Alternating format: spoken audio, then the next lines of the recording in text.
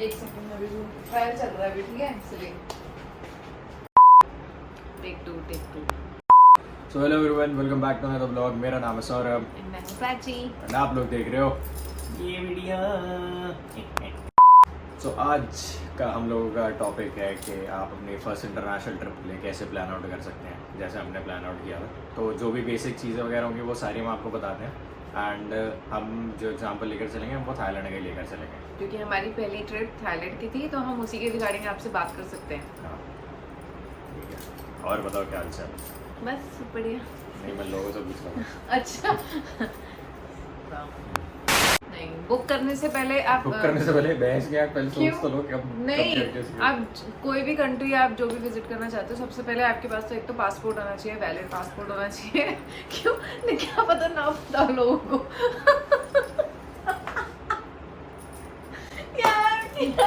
हाँ ठीक है ठीक है ठीक ठीक है। है। और पासपोर्ट की वैलिडिटी मतलब जो एक्सपायरी डेट क्या बोलेंगे उस चीज़ को, वो मिनिमम 6 मंथ्स की आपके पास होनी चाहिए, जो वैलिड होना चाहिए वो मिनिमम At 6 least. मंथ्स। हाँ एटलीस्ट। तो भाई अब हम स्टार्ट करते हैं जैसे हमने किया था। हमारी जो ट्रिप प्लान आउट हुई थी वो हुई थी सिर्फ एक हफ्ते पहले। तो मतलब इतनी कोई लंबी चौड़ी प्लानिंग वगैरह कुछ नहीं थी। हमने फ़्लाइट्स वगैरह देखी ऑनलाइन और मतलब थोड़ी बहुत रिसर्च वगैरह करी किस टाइम के अराउंड हमें फ़्लाइट्स वगैरह सही डील्स मिल रही थी। हमने वो फ़्लाइट्स बुक करी। फिर हमने अपना आइटिनरी वगैरह प्लान आउट किया था मेक माई ट्रिप के थ्रू। मतलब उससे थोड़ा बहुत आइडिया लेके कि कौन कौन सी चीज़ें हैं, क्या क्या कर सकते हैं वगैरह। फिर उनके हिसाब से थोड़ा बहुत उनसे आइडिया लेके अलग अलग पैकेजेस से हमने अपनी आइटिनरी डिसाइड करी थी। बट फर्स्ट आप बजट के अराउंड लेकर चलो तो आप अगर मतलब 7-8 दिन के लिए जाते हो और सही भी आप मतलब स्पेंड वेंड करते हो तो अराउंड 1.5 से 2 के बीच तक आप लगा कर चलो, एक सही ट्रिप हो जाएगी आपकी थाईलैंड की। थाईलैंड की। हाँ थाईलैंड की बता रहा हूँ। फिर उसके बाद आगे चलते हैं बुकिंग्स वगैरह का। बुकिंग्स के लिए भी आपको थोड़ी बहुत रिसर्च वगैरह करनी पड़ेगी। बाकी अब कुछ साइट्स वगैरह भी आ गई, जैसे कोई जोमंक वगैरह चल रहा है, उसकी ऐड काफ़ी आ रही है। हमने यूज़ नहीं किया बट है कि भाई उनके पास डील्स अच्छी आ रही है, तो आप ऐसे डील्स वगैरह ऑनलाइन ढूंढ सकते हो। और हम गए थे, कब गए थे हम लोग? मई में मई में गए थे। हम मई में गए थे। मई में गए थे। वो थोड़ा सा ऑफ सीजन हो जाता है, थोड़ा सा हाँ, थोड़ा कंप्लीट सा ऑफ नहीं, सीजन कंप्लीट ऑफ सीजन है, क्योंकि और- थाईलैंड का सीजन चलता है अप्रैल तक। And नवंबर हम- से अप्रैल। हाँ नवंबर से अप्रैल तक। एंड हम गए थे मई में। मई में तो उसका मतलब ये भी था कि हमें ऑफ सीजन हम चले गए तो चीज़ें हमें सारी खुली हुई मिली। मतलब भीड़- ऐसे ही ना भीड़ भीड़ कम मिली। बिल्कुल ख़त्म। मतलब जैसे आप ऑनलाइन रील्स में देखोगे, वीडियोस वगैरह में देखोगे भर भर के भीड़ है, भाई भीड़ का कोई सीन नहीं था वहाँ पे। सारा सब कुछ हमें खाली मिला एंड सब कुछ अवेलेबल था उस टाइम पे। तो अगर आप प्लान आउट कर रहे हो, मई से पहले कौन सा महीना आता है? अप्रैल। आप अप्रैल एंड में कर सकते हो। अप्रैल में भी कर सकते हैं हाँ, इनफैक्ट, आप क्योंकि वो लास्ट अप्रैल- सीजन हो जाता है ना। मिड अप्रैल के अराउंड आप सही प्लान आउट कर सकते हो। फिर उसके बाद बात करते हैं वीज़ा की। तो उसमें तो भाई वीज़ा ऑन अराइवल है, तो उसमें तो आपको वैसे कुछ नहीं करना पड़ता। बट अब उन्होंने एक नया रूल निकाल दिया, TDAC तड़ाक। मैं फुल फॉर्म भूल गया उसकी, थी थाईलैंड नहीं कुछ तो यार अराइवल कार्ड होता है वो, थाईलैंड डिजिटल अराइवल कार्ड, ऐसे ही कुछ है उसकी फुल फॉर्म TDAC। तो आपको फॉर्म फिल आउट करना होता है। उसमें आपकी वो flight जाने की से 3 details दिन होती पहले हैं। आपको फिल करके देना। 3 दिन ना? 3 दिन पहले आप जब टेक ऑफ कर रहे हो यहाँ से, तो उससे 3 दिन पहले आपको फॉर्म फिल आउट करना पड़ेगा। वो होना चाहिए तो आपके पास। इसमें आपकी होटल की बुकिंग्स की डिटेल्स जाती हैं, आपकी फ्लाइट की डिटेल्स जाती हैं, आपके एड्रेसेस वगैरह सारी चीज़ जाती हैं। तो ये सारी चीज़ें, पासपोर्ट नंबर वगैरह भी डलेगा उसमें। तो ये सारी चीज़ें ये तो मैंडेटरी है। मतलब आपको ना यहीं पर ही पूछ लेंगे वो, इंडिया के एयरपोर्ट्स पे ही पूछना शुरू कर देंगे अगर आप वहाँ जा रहे हो आपने TDAC भरा ही नहीं भरा। तो वो चीज़ होनी चाहिए, आप प्रिंट आउट निकाल कर रख लेना, क्योंकि वो यहाँ भी चेक होएगा, वो वहाँ थाईलैंड में भी चेक होएगा। एंड आप जितने दिन रुक रहे हो आपके पास उतने दिनों का स्टे होना चाहिए वहाँ पे। हाँ। फिर उसके बाद आता है भाई आपका करेंसी एक्सचेंज का। तो करेंसी का भाई इधर उधर धक्के खाने से बेटर हमने सीधा चूज़ किया भाई MMT पे। उस पर है उनका क्या था, बुक माई फॉरेक्स करके है उनका। तो वो है कि आप अपनी अमाउंट डालो, वो घर पर ही आकर आपको उसी उसमें एक्सचेंज कर देते हैं घर पे करेंसी आके। एक्सचेंज से आता है। और उनका रेट बहुत सही है। मतलब आप ये नहीं करना आपको कि आप पहले डॉलर में कन्वर्ट करा रहे हो, फिर वहाँ जाके डॉलर को आप उसमें थाई बात में कन्वर्ट करा रहे हो या ऐसा कुछ। बुक माई फॉरेक्स सही है, सही रेट मिल जाता है, उस पर कोई तो मीटिंग आपने नहीं आई थिंक 20,000 करे थे ना? हमने 20,000 बाद एक्सचेंज कराए थे। मतलब हम भी आइडिया लगा कर ही गए थे कि बाकी का जो होगा वो हम देख लेंगे कैसे क्या करना है। बाकी आपके अकाउंट में भी कुछ मिनिमम रिक्वायरमेंट होती है, जिसमें कुछ मिनिमम रिक्वायरमेंट होती है जो आपके अकाउंट में भी पैसे इतना बैलेंस बेसिकली होना चाहिए। नहीं था नहीं था। बट वो चेक कर सकते थे मेरे हिसाब से। नहीं था वो रूल बाद में नहीं था, तो उसमें कि आपके पास ऑफलाइन पैसा उतना होना चाहिए। अच्छा ऑफलाइन था। हाँ, तो वो बेसिकली ये कि हम 20,000 बात करा कर लेकर गए थे कन्वर्ट, बट कभी वो चेक कर लेते हैं, कभी वो नहीं करता। हमारे टाइम पे तो चेक नहीं करता, But हम बट फिर अगर भी- चेक कर लेते हैं तो 20,000 पर पर्सन का हिसाब है। 15,000 से 20,000 पर पर्सन पर होने चाहिए। थाई बात है। Yeah, इसके अलावा अकाउंट में नहीं, हाथ में पैसा है ऐसा। हाँ, इसके अलावा आप अपने क्रेडिट कार्ड्स वगैरह यूज़ कर सकते हो। बट क्रेडिट कार्ड में मार्कअप वगैरह बहुत ज़्यादा होता है, एक्सचेंज बहुत ज़्यादा। हमने वन कार्ड यूज़ किया था, वन कार्ड बहुत सही पड़ा हमें। उसमें मतलब आप ये लगा लो कि अगर हमने 2,000 रुपये की ट्रांजैक्शंस करी हैं पूरी सारे सब मिलाकर, तो उसमें हमने 20 रुपये एक्स्ट्रा दिए। और अगर हमने पूरे ऐसे 10,000 के आसपास की ट्रांजैक्शन करी तो 100 रुपये एक्स्ट्रा दिए हमने बस। हाँ, तो तो हमारा- वन कार्ड इसलिए हमें सही पड़ा, हमारा कोई काफ़ी बीटी सही नहीं होती रहा। उसमें। अगर उसकी जगह हमने कोई और कार्ड यूज़ करा होता तो मे बी हाँ, वो उसमें डिफरेंस ज़्यादा आ ज़्यादा जाता। लगता है उसमें। But forex one markup card is very वगैरह और भी सारी चीज़ें लगती है। तो वन कार्ड हर जगह चलता है, कोई बीटी नहीं होती हर जगह। मतलब जहाँ पर भी हमें लग रहा था कि भाई थोड़ा सा ये यहाँ पर कैश ना खर्च करके अगर कार्ड से पेमेंट हो रही तो हमने कार्ड से ही करी थी, कोई दिक्कत नहीं हुई हमें उसमें। तो ये तो ये आपका करेंसी हो गया। आप बुक माई फॉरेक्स पे जाकर कर सकते हो, सही है, वो घर पर आकर कर लेंगे। उसमें भी आपको अपनी फ़्लाइट की डिटेल्स डालनी पड़ेंगी एंड आपका पासपोर्ट नंबर भी लगेगा उसमें, पैन कार्ड भी लगता है। और अब करते हैं जैसे होटल्स वगैरह का सीन है। होटल्स हमने होटल कोई भी बुक नहीं किया था, हमने सारे एयरबीएनबी बुक करे थे, क्योंकि होटल्स ऐसा सीन चल रहा था कि जो समझ में आ रहे थे वो कुछ ज़्यादा ही नेक्स्ट लेवल एक्सपेंसिव जा रहे थे, और जो उसमें बजट में आ रहे थे भाई उनके रिव्यूज़ सुपर बेकार थे। तो हमने एयरबीएनबी किया भाई, हमें बहुत सही एयरबीएनबीज मिल गए सही रेटों में, कोई बीटी नहीं थी उसमें भी, और अच्छे थे यार वो स्टेज हमारे काफ़ी अच्छे थे। तो अगर आप भी ऐसे जा रहे हो तो आप एयरबीएनबीज प्रेफर कर सकते हो। बस वो है कि उसमें आपके पास फिर जो खाना वाना होगा वो आपको खुद ही देखना हाँ, पड़ेगा, आपको खुद उनके ही पास arrange वैसे करना किचन होगा। नहीं होती। किचन होती तो मतलब वो नहीं होती ना कि आपको बना कर देना, आपको हाँ, खुद बनाना हाँ, पड़ेगा।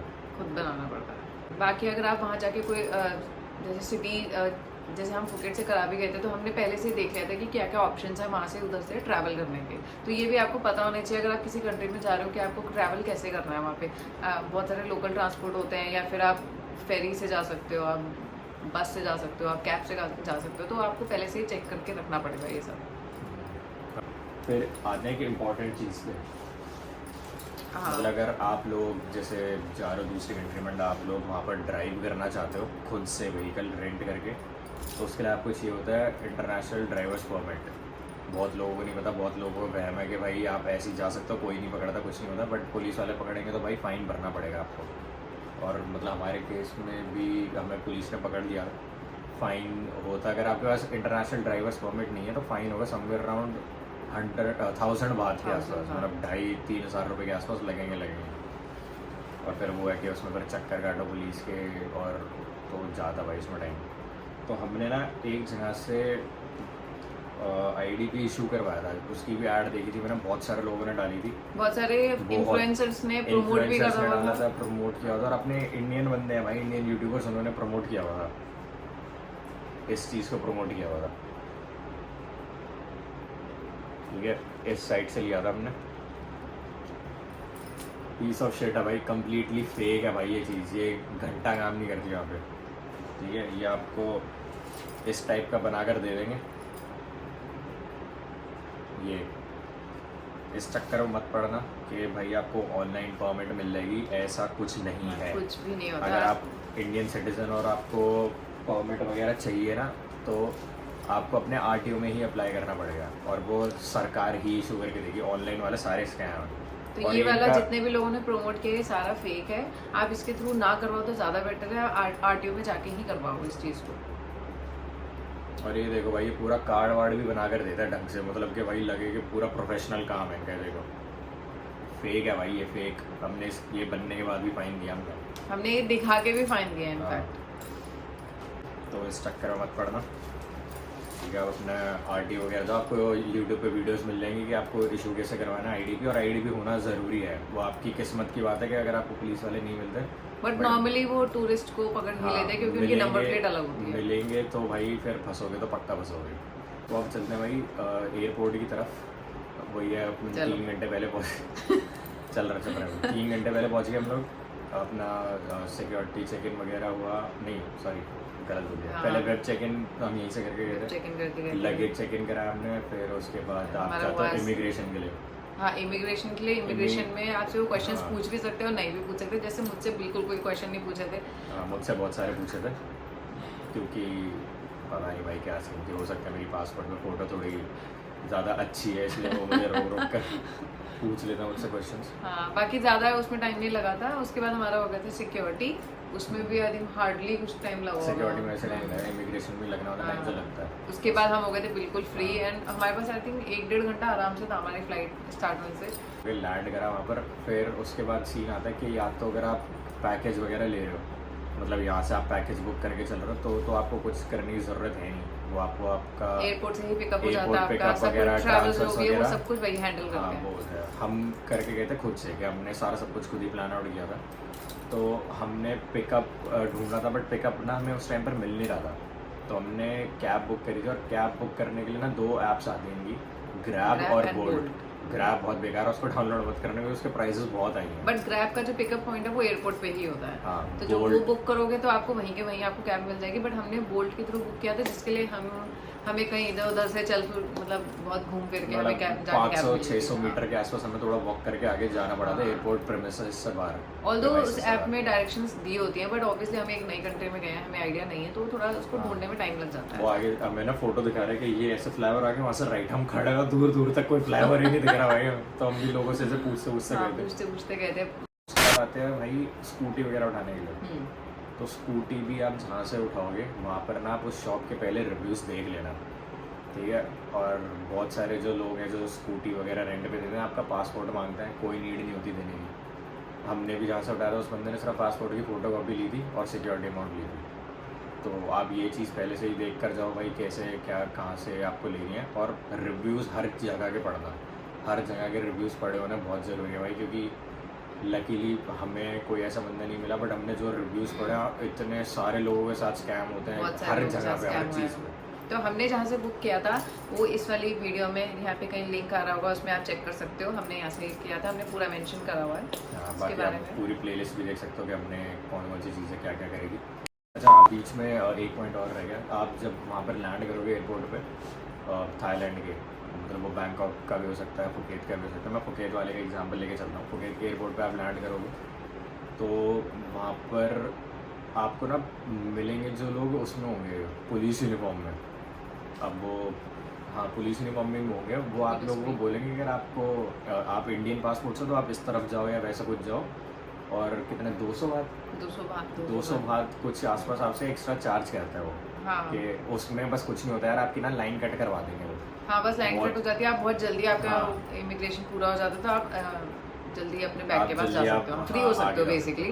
बट हम उस चक्कर में ना पड़ के हम नॉर्मल लाइन में लगे थे जिसमें सारे लोग लगे हुए थे, तो उसमें भी बहुत ज़्यादा टाइम नहीं लगा था, 15-20 मिनट लगे होंगे आई थिंक, या 10 मिनट का डिफरेंस आया बस मैक्सिमम। हाँ, या मैक्सिमम इतना ही आया होगा, ठीक है। तो उसमें भी लग के बस वो चेक करते हैं कि आपकी होटल की डिटेल्स, वो जो हमने स्टार्टिंग में TDAC फॉर्म भरा होता है उसको रेफर करके वो पूरा क्रॉस चेक करते हैं एंड फिर आपके फिंगरप्रिंट्स हाँ। वगैरह लेते हैं, फोटो खींचते हैं, फोटो खींचते हैं एंड आपको भेज देते हैं, क्लियर कर देते हैं हाँ आपको। स्टैम्प लग जाता है। Yes. और ये चीज़ भी हम देख कर गए थे पहले से ही, तो उसमें भी किसी ने यही बताया था कि भाई ये ऐसा स्कैम है, ये है वो। स्कैम मैम कुछ नहीं है भाई, वो आप obviously फंस जाते हो बेसिकली वो उस चीज़ में। आपको एक इजी वे आउट दे रहे हैं। हाँ। आप पैसे दो, आप जल्दी निकल लो।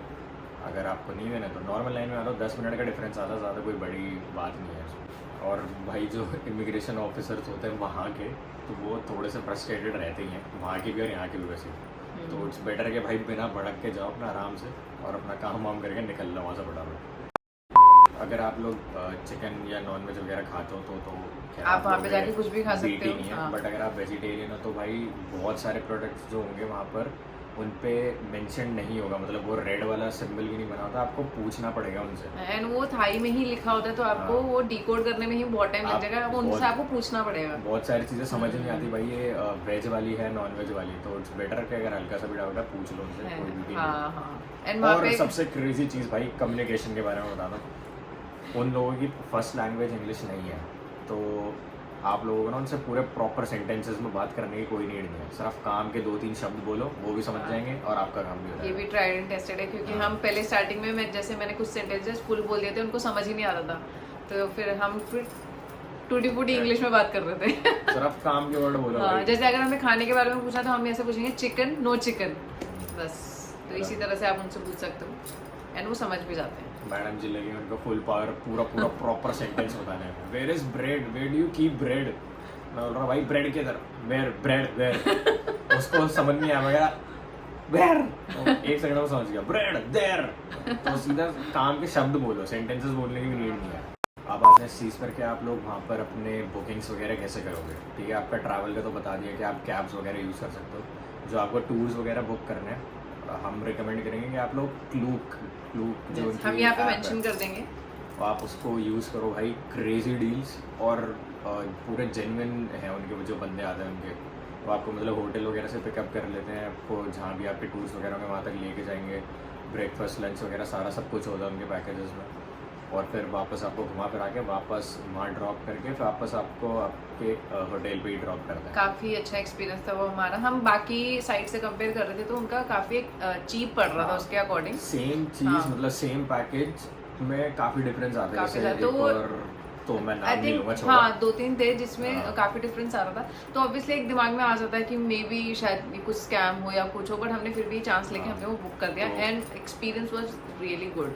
बहुत ही ज़्यादा सही अच्छा है भाई, एक्सपीरियंस था। क्लूक वालों का अच्छा खाना है। अच्छा, ट्रैवल अच्छा, इवन जो पिकअप उन्होंने किए थे, पिकअप एंड ड्रॉप, वो भी काफ़ी अच्छा था। किसी और- भी चीज़ में हमें कोई दिक्कत नहीं हुई उसमें। तो हम यही आपको रिकमेंड करेंगे कि अगर आपको कोई टूर बुक करना है तो आप क्लूक के थ्रू बुक कर सकते हो। बाकी फिर बात आती है भाई खाने वाने की। नॉन वेजिटेरियन है तो जैसे हमने बताया कुछ मर्जी खाओ वहाँ पर, तो आपके लिए तो जन्नत है वो। अगर आप वेजिटेरियन हो तो भी इतनी कोई टेंशन नहीं होती भाई, हर 2 कदम पे इंडियन रेस्टोरेंट्स हैं वहाँ पे। बहुत सारे बहुत इंडियन सारे रेस्टोरेंट्स हैं, इंडियन बहुत सारे। रेस्टोरेंट्स हैं, तो कोई बीट ही नहीं होती वहाँ पे।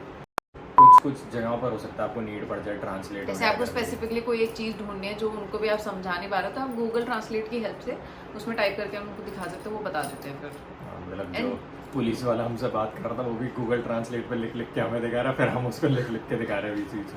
हाँ, हमने 7-Eleven पे भी एक दो बार ट्राई किया था एंड सबसे जो हेल्पफुल वहाँ पे स्टोर है पूरे थाईलैंड में वो है 7-Eleven। सब मिल रहा था भाई। अब आती है एक और सबसे इम्पोर्टेंट चीज़, वो है कि आपको सिम कहाँ से लेना है। तो भाई बहुत सारे लोग आपको ये तो हर कोई मना करेगा कि एयरपोर्ट से सिम मत लेना, सुप्रीमली एक्सपेंसिव पड़ता है, विच इज़ एक्चुअली ट्रू। फिर लोग रिकमेंड करते हैं कि आप वहाँ से 7-Eleven चले जाओ, वहाँ से जाकर वो आप सिम वगैरह ले सकते हो। वो भी ठीक है यार, बट हमने किया था, हम यहीं से ई सिम बुक करके गए थे। मैट्रिक्स करके कुछ साइट है, उसका भी मैं आपको लिंक वगैरह दे दूँगा। अब उससे ई सिम खरीद सकते हो। वो आपको मेल पे फटाफट डिटेल्स दे देंगे और आपको स्टेप्स बता देंगे कैसे क्या करना है। 5 मिनट भी नहीं लगेगा, मतलब मुश्किल, हाँ 5 मिनट में हमने दोनों फ़ोन में ई सिम इंस्टॉल कर दी थी, ठीक है। और हमने जाने से पहले ही इंस्टॉल हाँ, सब कुछ जाने कर से दिया था एक एंड दिन वहाँ पहले। जाते ही हमारा एक्टिवेट हो गया था अपने आप फिर। एक दिन पहले हमने इंस्टॉल कर दिया था और हमारा कुछ प्लान था, हमारे पास था मतलब सही नेट था, पूरे टाइम नेट था, हमें कोई इशू नहीं हुआ। मेरे ख्याल से 50-60 GB था 10 दिन के लिए, एंड वो हमें पड़ा था कितना, 800 शायद 800 में 1500 के 2 सिम पड़े थे हमें। 1500 या 1600 के आई थिंक दोनों हाँ पड़े ऐसा ही कुछ था, 1500 के एंड 2 वो SIM हमारा पड़े थे। मिड, मतलब हम जब फुकेट में लैंड भी नहीं हुए थे उससे पहले हमारा एक्टिवेट हो चुका था वहाँ पे वो। हाँ मतलब मिड एयर सिग्नल पकड़ लेते उसने, पता नहीं कैसे। बट अगर आपको फिर भी डाउट है कि आप पहले नहीं करना चाहते तो आप 7-Eleven पे जाके भी सिम खरीद सकते हो, ई सिम। वो भी खरीद सकते हो। अब इसके बाद आते हैं एक और सबसे इम्पोर्टेंट चीज़ जो बहुत सारे लोग नहीं बताते हैं, मिस आउट कर जाते हैं, वो है ट्रैवल इंश्योरेंस। तो Yes.